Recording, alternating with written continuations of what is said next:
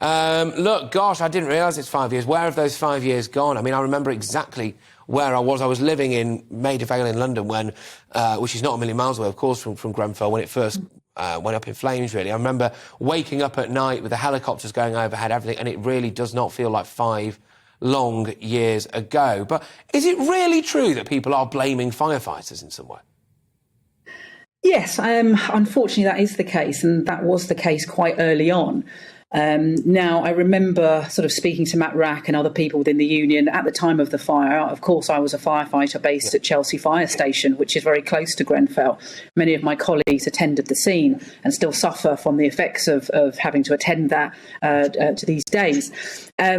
Now, there was a lot of negativity came out towards the firefighters.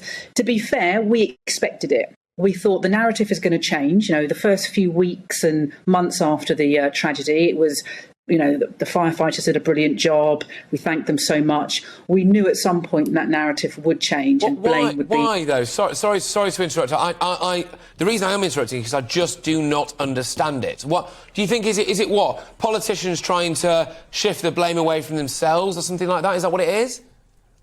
Absolutely, because if we look at the causes to Grenfell, and now admittedly there's an inquiry ongoing, so I wouldn't want to speculate too much, but we know that we had a building in the middle of the richest borough in Europe that was covered in illegal flammable cladding. Now, decisions have been made that allowed that cladding to be put on that building, decisions that have been made through decades of consecutive governments of taking those decisions, and politicians just didn't care at the end of the day. Had Grenfell been in a posh part of London, well, obviously Kensington's a posh part of London, but had Kensington been in Canary Wharf and had sort of, you know, the majority of middle class residents, guaranteed it would not have been covered in cladding.